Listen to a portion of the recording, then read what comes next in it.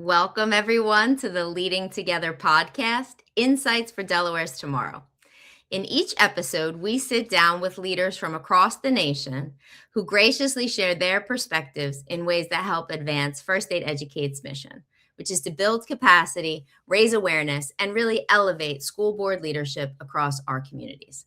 I'm Julia Kelleher, Executive Director of First Aid Educate. Thank you for joining us. We have a fantastic show today. It's a wonderful voice. We have a fantastic opportunity to hear from someone I think that has a perspective to share that will help Delaware, but listeners everywhere. It's broadly applicable. I'm joined by Laura Overdeck. She's an education reformer, an author, and a philanthropist. She's an entrepreneur too. She founded Bedtime Math Foundation after a career in applied mathematics and forecasting, which we'll talk to her about, sort of the science of math. But her work has always focused on strengthening early math learning and building confidence by really leveraging family support and routines. She's deeply engaged in education philanthropy, and she cares about the community. I mean, I think it is impressive. You'll be impressed by the work she's done to elevate community voice. She's on multiple nonprofit boards and institutional boards. She's smart, she's passionate, and she has a unique ability to see things from diverse perspectives. But for me, what I find most impressive is that she cares. She cares about education, and she really believes in students' potential. So we're going to jump right in. Laura, thank you so much for being here. Yeah, well, thank you for having me and for the lovely introduction. Yeah, sure. No, so I do want to frame a little bit with like applied mathematics and forecasting. I mean, what a cool thing to study. So let's help the audience understand sort of what is that? What did you study? Well, so I grew up really loving math. I had two math fluent, math playful parents, and I also had a whole string of great math teachers. I really lucked out and hit the jackpot. So I really loved math and science. I did astrophysics in undergrad, but I did not go on for PhD. So I went into the real world. Well, most jobs out there don't involve like the expansion of the universe and stars and gas. So, Uh-huh. but the skill I carried was the math and Uh-huh. applying it to, there are all kinds of things. Math is woven through everything. So Yep. I ended up at SRI, which is Stanford Research Institute, at their Mm-hmm. consulting firm, and we helped high tech companies forecast what their new inventions might make in the market. Wow. So It's all emerging, right? It's all about this is sort of Mhm. the potential of what could be. Really, really, really cool. Really cool. Two things you said that stuck out to me: math fluent and math playful, and then a string of excellent teachers, right? So it really is. So tell us about that. What was these early formative experiences for you, birthed this love of math, and how'd that get you to education? Yes, well, I was very lucky to just have a great math learning environment both in school and at home. So as a little kid, my dad, my grandfather was a lumberjack actually, and my other grandfather built houses. So my dad was a woodworker, and I was in the workshop, playing with very dangerous tools at a young age, sawing. And it's all down to the 16th of an inch, like, or Yeah, you're going to take your finger off, right? And then right. my mom is an amazing cook and baker. So she had me, working with open flames and cooking and Mm-hmm. baking. And it's all quarter of a cup, teaspoons and tablespoons, Mm-hmm. learning all your fractions. Metric was Yeah. being pushed hard at the time. So Uh-huh. understanding grams and ounces. So, jumping from that then, and then in school, also being in a great public school with really Mm-hmm. strong math teachers. And math is cumulative. So it's extremely important to keep having good instruction because it builds on what you have. Because if you have a hole, it's what Sal Khan calls Swiss cheese learning. If you have Mm-hmm. holes in your math learning, you cannot Mm-hmm. build on that foundation. Yeah. But it's really neat. And we'll talk a little bit more about this, but that math is cumulative and that you had it in your everyday experiences. It wasn't, it was proximal. You and people were explaining it to you in terms that you could understand, whether you're building something or baking something. So that kind of made it fun, I imagine. It makes it fun and it makes it relevant. One of the biggest Mm-hmm. complaints of students today, and I think the teachers feel the same way too sometimes, is they don't see how math ties to real life because we're in an assembly line model with students Mm-hmm. cranking out worksheets, and now it's on an iPad, which is even worse. Mm-hmm. And It's just grinding through the math and not really connecting to what in your real life requires you to know that exact math. People think that they're like, oh, but you can use a calculator. What I always say is a calculator just helps you get to the wrong answer faster. Like you Right. have to understand what the numbers Right. are doing and how to apply Mhm. them. Yeah. Mhm. And so the idea of sort of this foundation and bedtime math and where, what was the pull for you to create that opportunity, I guess, for other learners? Yeah. So I guess having loved math my whole life, and then when I had Mhm. little kids, just for fun, like I would do a bedtime math problem with them along with their bedtime story. Cause it's like, why do we Mhm. do a story and not the math? This was Mhm. right when the Common Core standards came out and the Uh-huh. wars started over Uh-huh. standards versus curriculum. And it started becoming very evident that people were just so anxious and, in fact, angry about math. And it was in such contrast to my three kids, where math was like dessert, because our Uh-huh. tagline was, it's a great excuse to stay up late. Uh-huh. And it just got me very aware. And what happened is parents in town started asking me, well, so what do you do with your kids? Like, they're really good at Mhm. math. Do you tutor them? Do they go to Kumon? And I was like, no, I just do these fun math problems at night about Uh-huh. flamingos and pillow forts and chocolate chips. Uh-huh. And these parents said, well, can you share them? So I Mhm. started emailing out what I was doing each night, and I rounded up some friends, and it just absolutely exploded. The New York Wow. Times found my blog and they reviewed it, and then that just like opened the floodgates. But I will note that my big early learning was that these Ivy League educated parents, when I first started it, because it was little kid math, I didn't put the answers. And Mhm. these parents who are like lawyers and doctors were like, ah, Mhm. I know 2 + 5 is 7, but could you put that at the bottom just Uh-huh. sure? Yeah. And Yeah. it just got me very aware of what a math problem our country has. Yeah. It is. Do you think it has something to do with just maybe learned anxiety? People just we're almost conditioned to be like, oh, it's math. Like I might get it wrong. Yeah, I think that math holds you accountable in a way that reading does not. So when you're Hmm. teaching a kid to read, one kid might read the book and understands it's about a boy and his dog. Another kid who's really advanced might see religious symbolism. Like Mhm. they read the same Mhm. book and they'll both get the check mark for quote understanding the book. Mhm. Math is not like that. You got the right answer or you didn't. Mhm.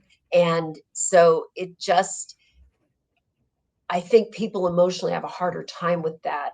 And then Mhm. actually reading and math are both cumulative, but with math, it's more obvious because, again, if you don't build the skill, Sure. if you don't understand place value, then when you go to multiply two-digit numbers, you have no idea what's going on in a Mhm. way Mhm. that like someone can fudge their way through a book a Yeah. little bit better. Yeah. Yep. No, that's a great example. But it brought my own childhood memory up. So I'll share that. I can remember the teachers being emphatic about showing your work. Mhm. So well, is it important for when a student's doing a math problem that the teacher should be able to see sort of what their thinking was? Well, we have to decouple this into two things. It's great to show your work. The problem is that teachers demand that your work look like the method they taught that day. And that is Mm. what is so soul crushing, because kids will get the right answer because they creatively did something else that was totally valid, and they'll Uh-huh. lose points for the Uh-huh. work they showed. And this gets to the fact that, especially in elementary school, the teachers are math anxious. They Uh-huh. don't really understand what's going on. I think Yeah. it's important to note that when teachers take the praxis, I think in at Mhm. least 45 states, you need only a 60% on the math Mm. part of it Mm. Wow. to get the check mark that you can go get licensed. Now think Mm. about that. If your kid gets a 60% on something, that's an F. Right, The right, teacher can get an F and they can go on and be an elementary school teacher who has to teach math, and they right, right. failed that section of the praxis, Uh-huh. but it counts as passing. So Right. when teachers are not comfortable with math, and by the way, I don't blame the teachers for this. We Mhm. as a country have to come to terms with this. And this is where I think we can talk later about how school boards feed into Mhm. this. Um, when teachers are not comfortable, they hang on to the rules of the math problems like a life raft. They Mhm. teach, oh, well, when you multiply fractions, multiply across the top and across the bottom. The kids have no idea, nor does the teacher, why you do that, as opposed to Mhm. adding where the bottoms have to match. Or when Mhm. the kids carry the one, the teacher's Mhm. telling them to carry the one like a dance step, but like Mhm. that one is now a 10 or 100. Mhm. It's Mhm. become a completely, and the kids do not know. So you Mm. have to have math fluent teachers to get through this Mhm. critical foundation because everything else builds off it. Yeah. So it sounds like to a degree there's kind of a preparation program issue there. But what about this? Some people just say, I'm not a math person. Is that? Well, I think that when you have a lot of people go through all that and they're in school and they don't have other opportunities or time to Mhm. wrangle with the numbers, like with a parent who will talk through their homework with them, Mhm. you build up all these holes. And so at the end Mhm. of it, they're like, I'm not a math person. Well, they just weren't prepared to be a math Right. person. Like, I really Mhm. believe anyone can be a math person. Right. And we say this to parents, you don't have to be a math person to be a math Mhm. parent. Mhm. Because what happens with bedtime math is we hear from fans that when they start doing it with their 3 or 4-year-old, and it's Mhm. things like three plus, it's three flamingos and two flamingos, or Mhm. whatever the math problem is, they realize they can do that, and they Yeah. start building their skills from the bottom up, which is Mhm. exactly how it should have been done to begin with. And they Right. find that actually they like math better than they thought they Thought they did. did. Yeah. Yeah. So a student to just sort of how does this what does this look like cumulative learning when you okay, so we're talking a little bit about high school, but what happens by the time a student's in 10th grade and they've got all these holes? Is there a way to what do we Well, do? what you really have to do, and we have to have the political will to do this, is you need to have high dosage tutoring where someone sits Mhm. with them and goes all the way backwards in time and figures out where they got stuck. Mhm. Sometimes you find that like they don't really understand place value. If you Mhm. fix that, and I've had this experience because like during COVID, I tutored because I wanted to keep my Mhm. finger on the pulse. Sometimes you unleash one thing like that and then all the pieces fall into place. Mhm. I've Mhm. also heard of teachers who got a pile of students who didn't know basic fractions. The teacher backed up and taught that properly and filled in Mhm. all those holes. She Mhm. then found that when you then go to the curriculum, it goes faster because Mhm. the kids are all building on a good foundation. Mhm. Schools are not willing to let teachers take the right amount of time at the beginning of the year to make Mhm. sure everyone's on grade level. And frankly, it shouldn't happen in September. It should happen Mhm. over the summer if it didn't happen by June. So let's talk about that because that may be, a place where boards and our work can kind of have a role to play. If we were to educate boards, I mean, I'm learning things as I'm talking to you. So let's imagine that not everybody knows all these interesting things about math.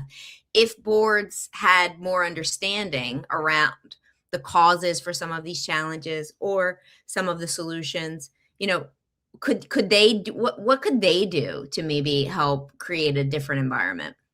Well, I'll tell you, the first step is making them aware. And the math that no one ever does is if you have a bunch of 10th graders and a third of them are going to sit through math class that whole year and not know what's going on because they don't have Mhm, the proper foundation, and you multiply what you spent per hour of like what it costs per student to mhm, educate them, mhm, you find that you are setting millions of dollars on fire every year when you mhm, add that up for K through 12 and like a third of your mhm, kids.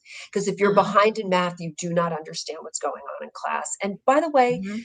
that is such a cruel childhood too. Like we don't think Yeah, about the emotional part of that. yeah, So yeah. what a board can do is, I think, outing that, doing the math Mhm, on how much is being wasted on mhm, ineffective math instruction because the kids are behind. I would mhm, say boards have to get serious about when kids take the state test in April or May, getting the mhm. scores back to parents and teachers immediately. That's what I do now at Wake Up Call New Jersey. That's what we're fighting for here in New Jersey. Yeah, Because if those scores come back by June, the parent and the teacher can look at the kid and say, here's where their gaps are. Now you know what you're working on this summer, mhm, either in mhm. summer school or independently.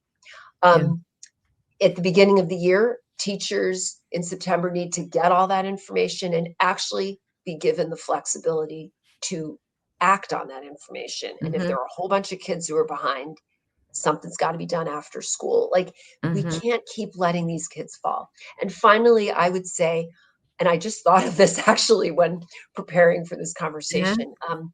I think school boards, when when teachers are hired, they should actually give them their own math test, because the praxis is not Hmm. sufficient. And if you're going to build a Mhm. strong school district, you want Mhm. all your elementary school teachers to be really good at math, not just some of them.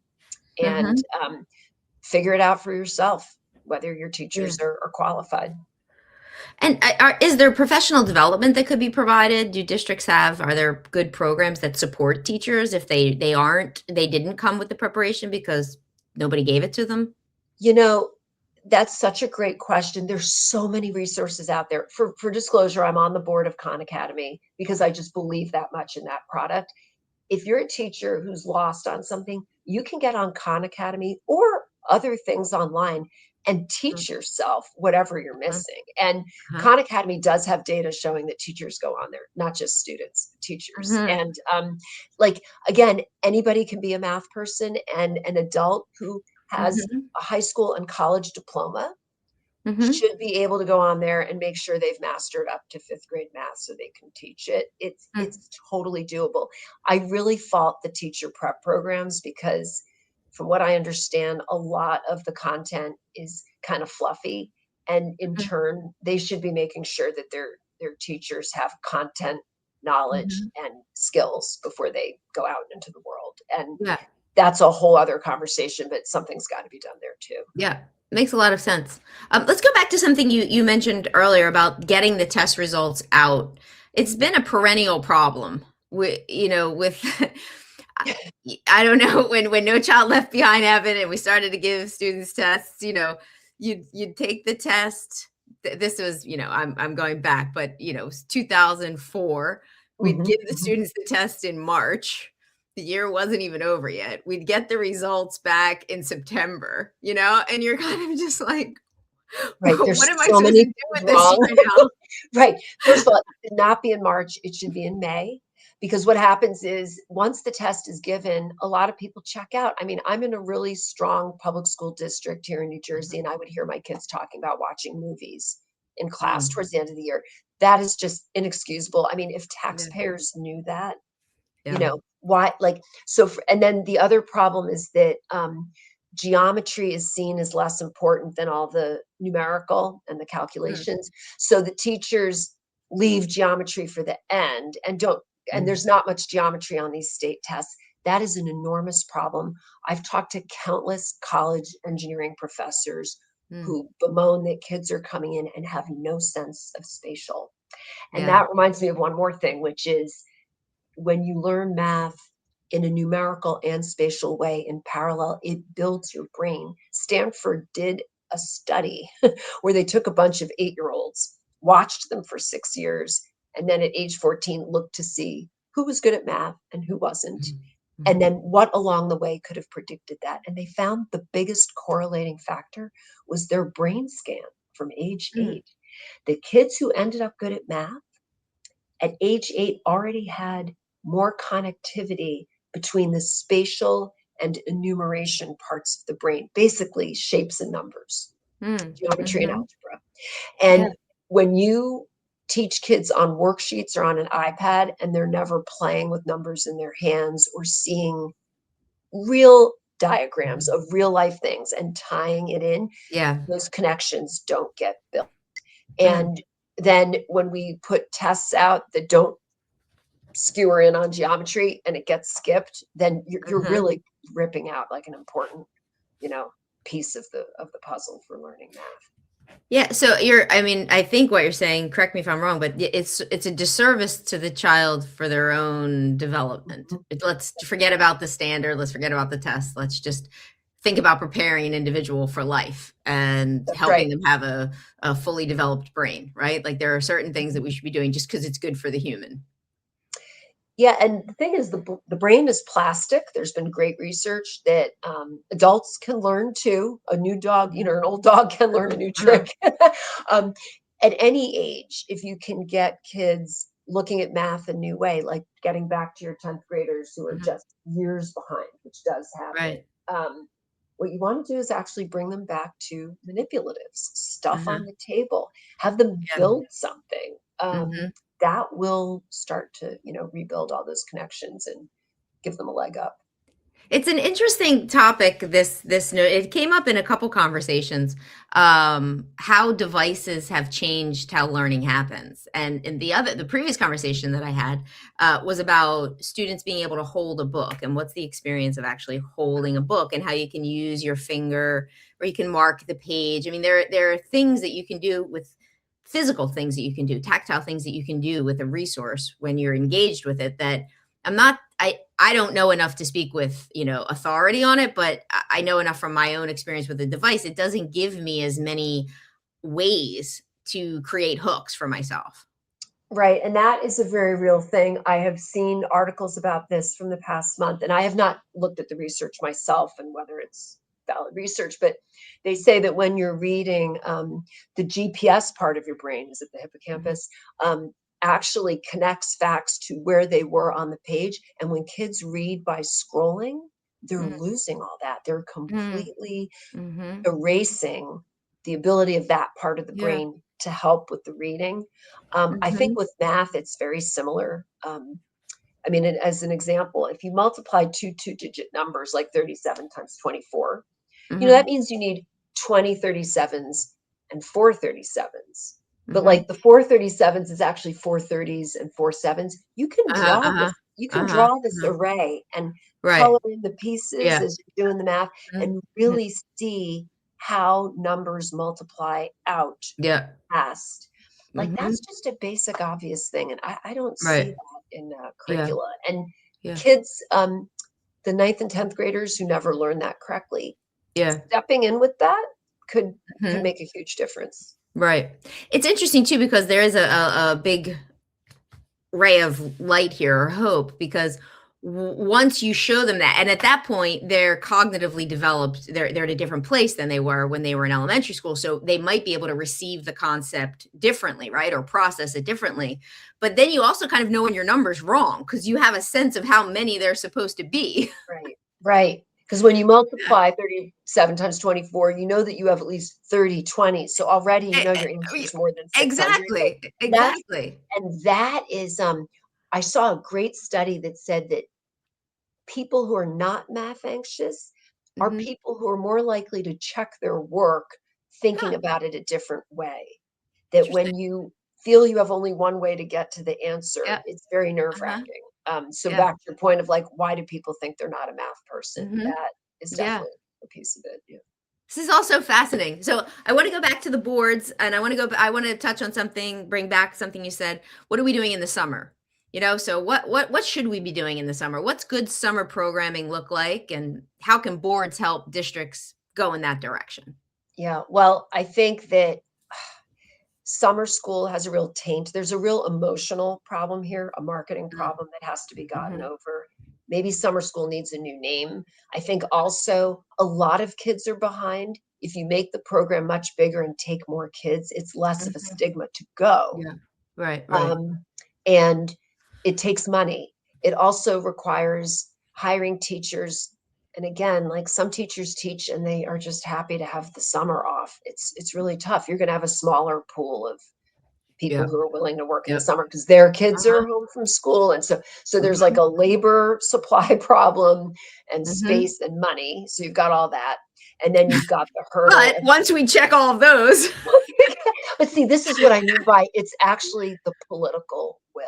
It's yeah. Uh-huh. political will to say we're going to cut some other things in the budget because this is a Hmm. hair on fire emergency. And let's Hmm. stop.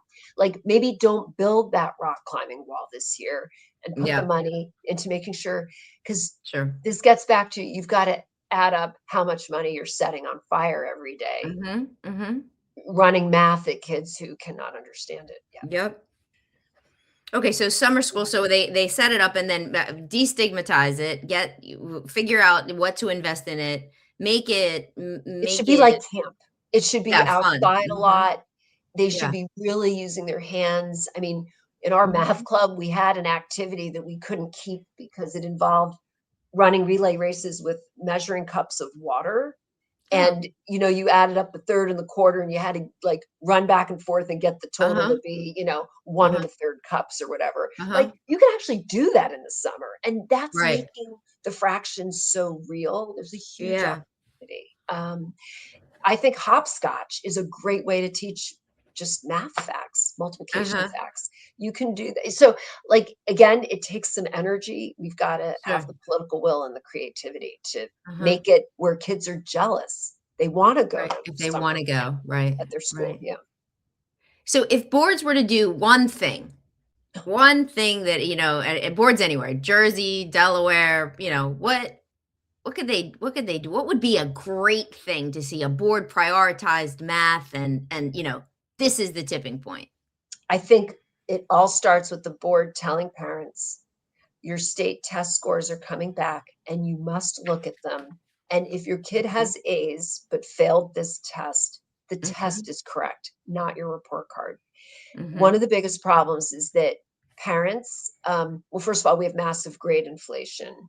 So 90% of kids get A's and B's, even mhm, though 50% or fewer are on grade level. So what does that A or that B mean? Well, there's a whole bunch of things making that happen. And one is, you know, principals tell teachers not to give bad grades. Parents pressure the teachers. mhm. I've heard real estate, like realtors pressure Sure. the teachers in town to give good Mhm, grades because it helps mm, property values in the right. school district. That all has to stop. We need school boards to tell parents, no, really, you need to also look at this test score. And if they do not line up, you need to go talk to your teacher about what your kid did not get correctly and Mhm, what you're going to mhm, do to get your kid caught up so that school is meaningful for them over the next 7 years. If mhm, boards would all start with that and say that mhm, in a big, mhm, loud, proud way, mhm. that would already shake things up a lot. That would be a great Yeah. starting point. And what could that look like in practice when they get the report card, the test score is next to it, or they get the test score and then the report Oh, well, card grade is next to it? it's interesting you mentioned that because I think in Virginia last fall, they passed something where the score on the test has to be on the June report card next to Mm, the grades. And the minute you do that, you mhm, give the teacher permission to give a truer grade because now she's mhm, got a test score backing her up. mhm, mhm. And, that is the honesty gap we have to close, Yeah, is getting yeah, grades lined up to show what is really going on with your child's math skills. yeah. Well, I mean, Laura, I could spend a whole nother show talking through all this stuff with you. I think you're incredibly knowledgeable. What comes through the most for me is just, as I said in the beginning, how much you care. You know a lot about this, but really, your heart is in it, and you want it to work, sort of almost like from a humanitarian kind of point of view. There's a good thing that you could do, and I've learned a lot today. Even this drawing of the what's 27 is The array, just right. many 20s, right? That was very cool. Trying to figure out this filling the holes thing, I think that's a really good image to hold for people. And then that we can, giving us kind of the permission to go back and Mhm. fill in, so there are challenges, but it seems like there's a lot of research. You mentioned that Harvard study, and there's a lot of things that we could do to get this better.